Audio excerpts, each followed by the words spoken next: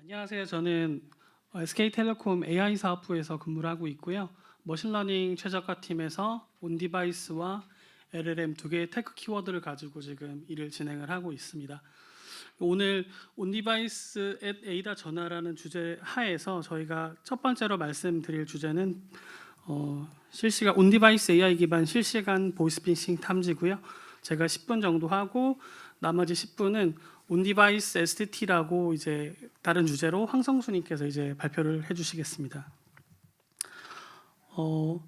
저희가 온디바이스 AI 기반 실시간 보이스피싱 탐지라고 하고요. 두 가지 테크 키워드를 가지고 있습니다. 왜 온디바이스를 하고 있는지, 그리고 왜 AI, 뒤에 말씀드리겠지만 LLM입니다. AI를 키워드로 이 과제를 진행을 하고 있는지 좀 말씀드리려고 합니다. 첫 번째 키워드는 AI인데요. 저희가 이 보이스피싱 문제를 풀어가면서 AI를 생각할 수밖에 없었던 이유는 보이스피싱 범죄가 가지고 있는 특성에 대해서 조금 생각해 볼 필요가 있습니다. 보이스피싱 버전은 예전에는 010, 070 국제전화 이런 식으로 많이 왔는데요. 요즘에는 심박스라고요. 번호를 010 번호로 변경해주는 그런 장치들이 있습니다. 이런 범죄 조직들은 이런 심박스를 통해서 국제전화번호를 010 번호로 사칭해서 고객들에게 전화를 하고 있고요. 그 결과 지금 보시면 보이스피싱 범죄는 예전보다 경찰청, 금융감독원, 통신사들이 협력해서 예전보다는 많이 줄고 있지만 범죄 건수가 여전히 번호 평균으로는 월 300건에서 400건 정도, 전화 수신 고객 건수로는 1000건 정도는 매월 고객들이 당하고 있습니다. 그래서 SK텔레콤은 경찰청으로부터 이런 번호들을 받아서 차단을 하고 있고요. 매월 이 정도로 지금 차단을 하고 있다는 뜻은 번호 기반으로 잡는 보이스피싱을 못 잡는 번호 건수가 이 정도라 생각하시면 될 것 같습니다. SK텔레콤 단독 통계니까 통신 3사를 생각하시면 곱하기 한 3배 정도 생각하시면 될 것 같습니다. SK텔레콤이 통신 3사 중에 보이스피싱 범죄율이 30% 초반대로 가장 낮은 수치를 보이고 있기 때문에 3배 정도 생각하시면 될 것 같고요. 또 하나 보이스피싱 범죄의 특성은 두 번째 특성은 보이스피싱 범죄의 형식과 내용이 상당히 AI 기술을 도입할 정도로 많이 진화를 하고 있습니다. 예전에는 기관 사칭들이 주로 이뤘지만 지금은 기관 사칭, 가족 사칭, 다양하게 사칭을 하고 있고요. 최근에는 딥보이스 문제도 대두되고 있습니다. AI 기술을 활용해서 가족의 목소리를 사칭을 해서 전화를 해서 이제 송금을 요구하는 그런 범죄 방식들인데요. 이런 식으로 보이스피싱 범죄가 번호 차단에 조금 한계가 있고요. 내용과 형식이 AI 기술을 도입할 정도로 다변화되는 시대에서 저희는 어떻게 하면 보이스피싱 문제를 조금 잘 풀 수 있을까라고 고민을 많이 했었는데요. 결국에는 저희가 생각한 바로는 통화를 듣고 판단해야 되지 않을까라고 생각을 했습니다.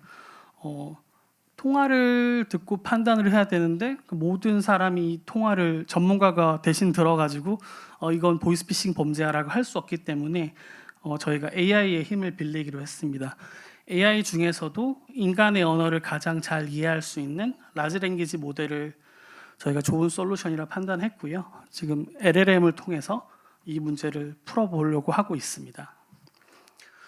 두 번째 키워드는 AI와 더불어서 온디바이스인데요. 개인의 통화 내용은 가장 민감한 개인정보에 속합니다. 그래서 고객들은 이 통화 내용을 듣는다? 이런 표현에 대해서 조금 예민할 수밖에 없다라고 생각이 되고요.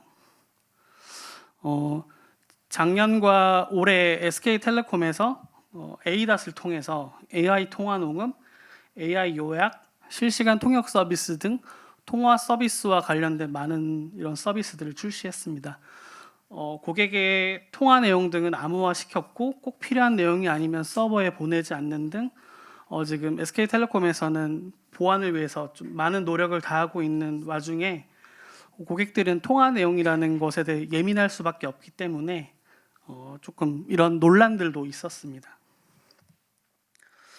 그래서 저희가 논란이 됐던 부분에서 고객들의 보안에 대한 컨선들을 저희가 다시 생각해 보게 되었고 기술로 이 문제를 풀 수 없을까라고 조금 고민을 많이 하게 됐습니다. 그래서 고객의 정보를 한층 강화하기 위해서 서버와 데이터 송수신이 없고 단말 내에서 모든 것을 처리할 수 있는 온디바이스 기술을 좋은 솔루션이라고 생각했고요. 이를 도입해서 문제를 풀어보고자 합니다.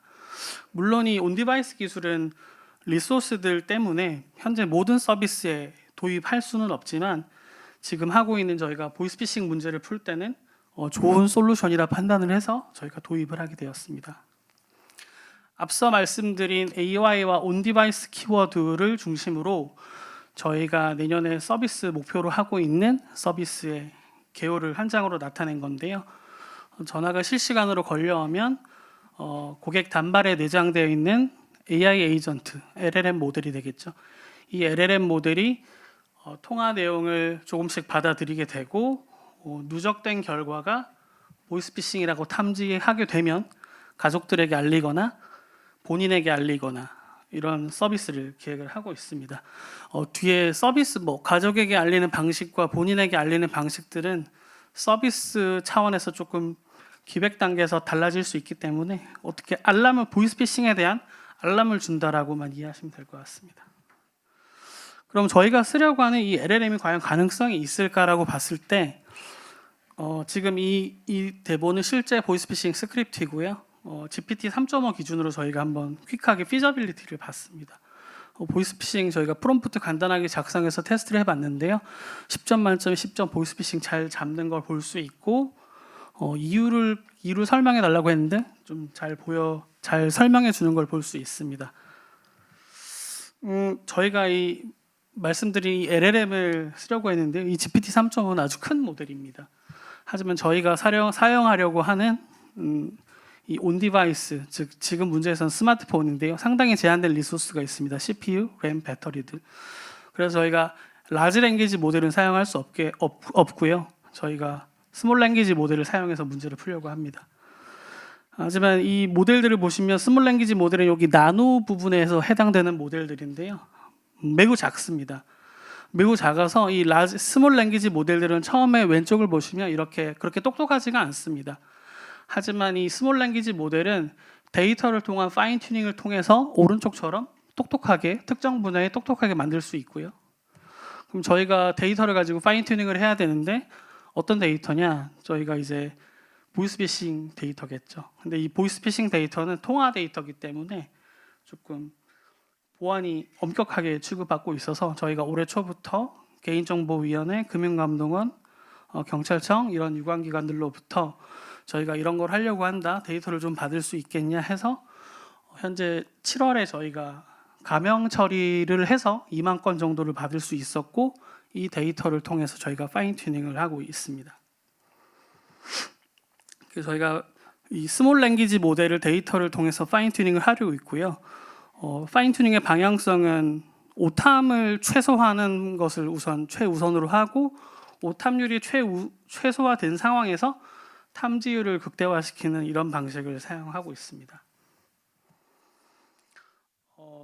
그래서 저희가 말씀드린 온디바이스와 AI를 가지고 현재 서비스를 내년 출시 목표로 하고 있고요.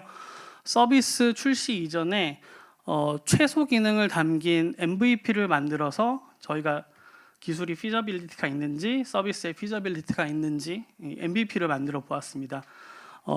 보이스피싱 전화가 오면 탐지를 잘 할 수 있는 최소 기능만 지금 넣은 상태고요. 지금 보여드릴 짧은 동영상인데요. 보시면 전화 수신 상황을 가정해서 실시간 통화 내용이 STT 엔진을 통해서 화면에 나타나게 되고 이와 동시에 탐지 모델에 전달하게 됩니다. 그러면 탐지 모델에 전달된 결과들이 누적돼서 이 내용이 보이스피싱이라고 판단되면 화면에 알림을 주는 그런 내용이고요. 동영상 잠시 보여드리겠습니다. 안녕하세요. 실례지만 김주원 씨 되시죠? 네, 누구실까요? 네, 수고하십니다. 서울지방검찰청에서 연락을 드렸습니다. 네, 현재 김주원 씨 본인한테 연루된 명의 도용 사건 때문에 연락을 드린 건데요. 네. 혹시 본인께서 40대 남성 전하철 씨라고 아시거나 들어본 적이 있으십니까? 아니요? 여쭤본 이유는 저희가 얼마 전 전화처를 주범으로 한 전자금융사기단을 검거를 했습니다. 검거했던 현장에서 김주원 씨 명의로 된 금융권 통장 그리고 본인 신분증 사본이 발견된 것 때문에 연락을 드렸는데요. 네. 이 보시면 여기 상단에 빨간색 알림 뜨는 게 이제 보이스피싱을 탐지한 결과고요. 저희가 가장 대표적인 이렇게 기관 사칭 내용을 MVP로 보여드렸습니다. 그래서 저희는 기관 사칭뿐만 아니라 이제 다른 케이스들에 대해서도 지금 다양하게 테스트를 하고 있고요. 지금 만든 이 MVP를 통해서 에이다 전화와 연결을 해서 다양하게 이제 서비스 출시 전에 테스트를 한 후에 에이닷에 녹여내서 출시를 할 계획입니다. 제가 말씀드린 건 여기까지고요. 뒤에 온디바이스 ST 끝난 이후에 Q&A 있으시면 같이 한번 받도록 하겠습니다. 감사합니다.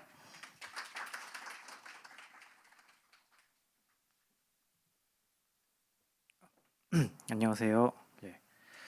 저 온디바이스 음성인식 발표하게 된 SK텔레콤 음성인식 팀의 황성수입니다.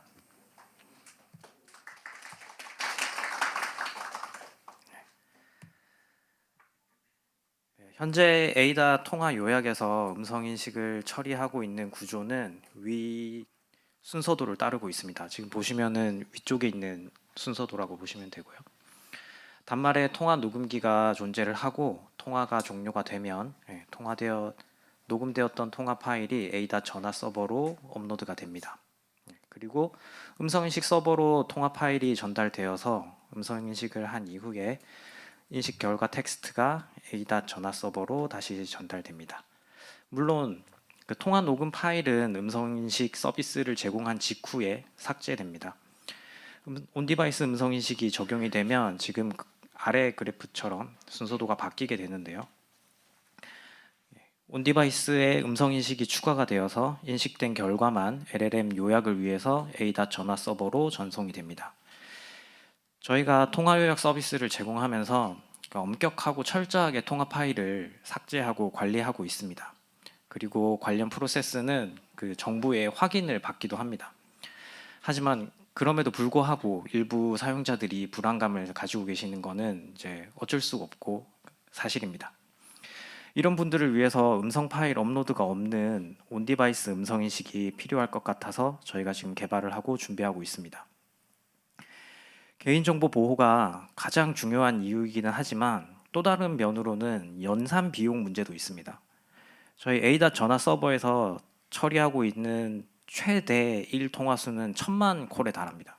하루에 1000만 콜이죠. 하루에 1000만 콜이고 피크 시간대에는 1시간에 120만 통화도 저희가 서비스를 하고 있습니다. 그래서 이런 음성인식 서비스를 지연 없이 제공하기 위해서 많은 GPU를 쓰고 있는데요. 이 부분을 저희가 지금 AWS로 제공을 하고 있기 때문에 비용도 무시할 수 있는 문제는 아닙니다. 이 온디바이스 음성인식으로 이제 연산 비용 문제도 일부 해결할 수 있을 것으로 기대하고 있고요. 24년도에 개발을 진행을 하고 있고 25년도 상반기에 iOS를 타겟으로 상용 출시를 예정하고 있습니다. 단말 내부에서 동작을 조금 더 자세하게 설명드리겠습니다. 음성인식기는 SDK 형태로 에이다 전화에 포함되어 있습니다. iOS 에이다 전화에서는 통화가 인바운드, 아웃바운드 2채널로 녹음이 됩니다. 이것이 이제 SDK로 각각 전달이 됩니다. 안드로이드에서는 저희가 안드로이드 통화 녹음 API를 쓰게 되면 이제 모노로 녹음이 되는데 iOS에서는 저희가 녹음기를 따로 만들기 때문에 인바운드, 아웃바운드 채널을 두 개가 따로 녹음이 된다고 보시면 됩니다. 그 2채널 오디오가 이제 20ms, 10ms 단위로 계속 전달이 되고 SDK에서 EPD, 엔드포인트 디텍터를 해서 발화가 종류를 검출하고 음성인식을 처리하고 이제 이 과정에서는 저희가 FSA라고 부르는 사용자 단어를 강화하는 부분도 포함됩니다. 사용자 사전에는 이제 수발신자 이름, 사용자 요청 단어 이런 것들이 더 잘 인식되도록 강화를 하고 있고요. 그 다음에 발화의 타이밍 정보를 계산해서 그림과 같은 결과, 지금 보시면 아래쪽에 있는 대화 형태로 된 결과를 이제 앱으로 전달합니다. 안드로이드 통화 녹음에서는 오디오의 채널 분리가 없기 때문에 화자 분리 과정이 추가로 들어갑니다. 저희가 이제 음성 인식을 하고 나면 글자가 이제 한 라인으로 쭉 적힌다고 보시면 되죠. 그렇지만 이제 저희가 보는 UI들은 좌우 화자 분리가 필요합니다. 이제 안 그러면 한쪽에 써 있으니까 이게 좀 보기 안 좋겠죠. 그래서 안드로이드는 그 화자 분할 과정이 필요한데요. iOS에서는 채널 분리가 돼 있기 때문에 이 과정이 필요가 없습니다. 그리고 대신 이제 스테레오 오디오가 SDK로 전달이 되기 때문에 음성 인식을 해야 하는 오디오의 총량은 사실 2배로 늘어납니다. 그리고 이제 이 과정에서 통화 중에 일어나고 발화가 종료되는 시점에 이제 인식기가 동작을 하게 되는데요. 점점 이제 통화가 진행되면 될수록 통화 내용을 완성해 나가고 저희가 예를 들어서 이제 10초 정도 통화를 하게 되면 이제 발화가 끝나고 처리하는 시간을 한 약 1.5초 정도로 보시면 될 것 같아요. 이제 그동안 프로세스가 돌아가고 다시 뭐 10초를 다시 통화를 하게 되시면은 이제 한 8.5초 정도, 그 정도는 이제 아무 동작을 안 한다라고 생각을 해주시면 될 것 같습니다. 그 개발 순서인데요. 이거는 뭐 이제 원하시는 방향에 따라서 달라질 수 있는데 이제 저희가 적용한 방법을 좀 순서대로 적어봤습니다. 최초에는 저희가 스크래치 트레이닝을 하게 되죠. 이게 스크래치 트레이닝은 저희가 지금 상용 서비스, GPU에서 서비스하고 있는 모델을 학습한다고 보시면 될 것 같습니다. 그리고 그 다음에 이제 날리지 디스틸레이션을 해서 온디바이스용으로 이제 압축을 하게 됩니다. 그리고 이제 저희가 SDK로 사용하는 라이브러리를 텐서플로우를 라이트를 쓰게 됐는데요. 그래서 텐서플로우 라이트 모델로 변환을 하고 이제 퀀타이제이션을 하고 이제 여기까지 되고 나면은 이제 서버에서 음성 인식기로 이제 인식률 체크가 들어갑니다. 이제 여기까지 오면서 이제 퀀타이제이션도 들어가고 모델 변환도 일어나면서 인식률 손실이 발생을 하게 되거든요. 이제 그 부분들을 다 체크를 하게 됩니다. 그래서 인식률 체크를 하고 나면은 그 다음에 온 디바이스에 올려서 온 디바이스에서 이제 속도, 뭐 발열, 뭐 이런 것들을 다 체크를 해서 서비스에 나갈 수 있는지를 확인하는 단계를 거칩니다. 음성인식기 모델 구조입니다. 이번 온디바이스 음성인식기의 목표는 저희가 최대한 서버향과 동일한 성능을 제공하는 것입니다. 서버향에서 온디바이스로 전환하면서 일정 수준의 성능 저하가 일어나는 것은 이제 보통 일반적인 사항이죠. 저희는 최대한 동일한 성능을 사용자가 체감할 수 없는 수준의 열화만 허용을 하고 차이를 못 느끼도록 하는 것을 목표로 삼았습니다. 그래서 서버향과 동일한 구조, 동일한 모델 사이즈에서 시작을 해서 성능과 속도를 잡아가는 일을 진행을 했습니다. 구조는 라스로 동일하게 사용을 했고요. 인코더와 디코더 모델 사이즈는 이제 속도를 위해서 조금씩 바꿔서 나가는 거 진행을 했습니다. 여기 보이시는 색깔 중에 초록색과 오렌지색 부분은 모델의 변수가 포함되어 있는 부분이고 이 부분들은 상황에 맞게 사이즈 조절이나 퀀타이제이션이 적용됐다고 보시면 될 것 같습니다. 인코더 모델 구조입니다. 저희가 여기 온디바이스 가면서 여러 가지 인코더 모델들을 이렇게 확인을 해봤거든요. 이제 음성 인식에서 사용되고 있는 구조들을 검토를 했는데 첫 번째는 뭐 제일 많이 쓰시는 트랜스포머 구조고요.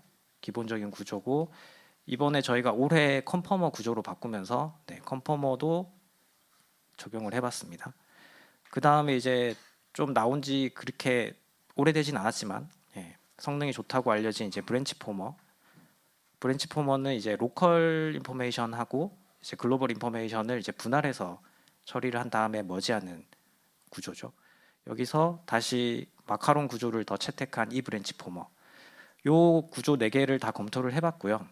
성능과 속도를 확인을 한 다음에 가장 적절한 것을 골라서 사용을 했습니다. 이제 인코더 모델을 선택을 했으면 이제 모델 학습을 진행을 하게 됩니다. 모델 학습은 이제 2단계로 진행을 하게 되는데요. 첫 번째가 스크래치 트레이닝. 이제 모델의 랜덤 초기화부터 시작해서 학습을 하는 단계입니다. 이제 서버향의 경우에는 2단계 결과 모델을 이제 FP16으로 GPU에서 서빙을 하게 되고요. 두 번째 학습으로 이제 온 디바이스를 위해서 모델을 압축하는 날리지 디스틸레이션입니다. 티처 모델은 당연히 스크래치 모델을 사용을 하고요. 요거는 이제 고정이 됩니다. 그 다음에 스튜던트 모델에서 인코더는 고정을 하고 저희는 이제 디코더만 절반으로 줄였습니다. 이게 대부분은 보통 인코더도 줄이는 경우가 많죠. 줄이는 경우가 많은데 저희는 디코더만 줄였습니다. 전체 연산에서 디코더가 차지하는 비중과 이렇게 성능 열화에 주는 영향들을 고려를 했고요. 그 중에서 가장 열화가 작고 성능 개선이 많이 할 수 있는 효율적인 부분을 선택을 한 게 디코더를 반으로 줄이는 거였습니다. 그래서 모델 파라미터 수로 따지면은 사실 실제 전체 모델의 10%가 채 되지는 않습니다. 그럼에도 불구하고 이제 속도 개선은 거의 20% 정도를 디코더를 줄이면 할 수 있죠. 몇 번 시행착오가 있었는데 그 중에서 가장 안정적인 압축 방식을 선택했습니다. 그 다음에 이제 스크래치 모델을 저희가 가져와서 스튜던트 학습을 할 때 이니셜라이즈를 하게 돼요. 이제 랜덤 이니셜라이즈는 하지 않고 이제 초기화를 하게 되는데 저희 대표적으로 이제 두 가지 방식을 가져와서 이제 한번 보여드리면은 첫 번째 모델은 뭐 1번 레이어부터 가져오는 겁니다. 이제 절반으로 줄어들면 6층이 이제 3층으로 바뀌는 건데 1번부터 가져오는 거, 두 번째는 이제 0번부터 가져오는 방식입니다. 이제 한 층씩 빼는 거죠. 요 두 가지가 생각보다 차이가 안 날 것 같은데 꽤 성능 차이가 많이 납니다. 꽤 성능 차이가 많이 나고 첫 번째 방식은 이제 티처 모델에서 약간의 성능 열화가 있죠. 약간의 성능 열화가 있고 두 번째 방식은 오히려 성능이 조금 개선되는 뭐 오차 범위 안에서 개선되는 성능을 보이고 있습니다. 그래서 날리지 디스틸레이션을 할 때 초기 값을 잘 잡으셔야 좋은 결과를 얻으실 수가 있습니다. 그리고 이제 마지막으로 저희가 최종적으로 제 서비스를 하게 될 모델 사이즈와 퍼포먼스를 설명드리면은 처음과 다르게 지금 사실 상용 서비스랑은 전혀 다른 모델을 사용하게 됐습니다.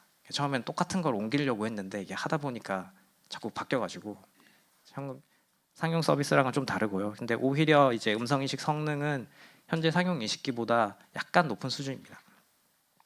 그리고 만약에 이제 서비스가 나가게 되시면은 따로 이제 모델을 다운로드를 받으셔야 되고요. 그 모델 사이즈는 아마 파일 사이즈로 133메가 정도 될 것 같습니다. 크지 않죠, 사실 다른 LLM들에 비해서는요. 성능 수치 보시면은 저희 컨포머가 첫 번째 지금 상용 GPU가 있고요. 뭐 443메가 파일 크기 되고, 그다음에 XRT는 0.07. 여기 GPU에서 돌아가니까 사실 GPU에 따라 다를 수 있습니다. 굉장히 빠른 속도고요. XRT는 1초 정도 된 오디오를 몇 초 만에 처리하는지로 판단하시면 됩니다. 0.00007초 걸리는 거죠, 사실. 음성 인식률은 뭐 10.45. 이거는 낮을수록 좋은 거죠. 그 다음에 저희가 온디바이스 음성 인식 개발하면서 이제 컨포머를 이제 위에 상용 모델을 그대로 옮겼을 때 약간의 열화가 나오고 XRT가 0.18 나오고 이 브랜치 포머로 바꾸면서 모델은 커졌지만 음성 인식률은 개선됐습니다. 이제 10.01이 됐고요. 거기서 날리지 디스틸레이션을 하면서 조금 더 개선이 됐어요. 오히려 모델을 압축을 하면서 약간 개선된 부분이 있었습니다. 이제는 최종 모델은 마지막에 이제 날리지 디스틸레이션을 한 모델까지 나갈 것 같고요. 요거를 저희가 지금 24년도에 개발을 하고 있고 25년도 상반기에 이제 상용 출시를 하면은 이제 많은 분들이 이제 걱정하지 않고 서비스를 사용해 주실 수 있지 않을까 하고 생각합니다. 이상입니다.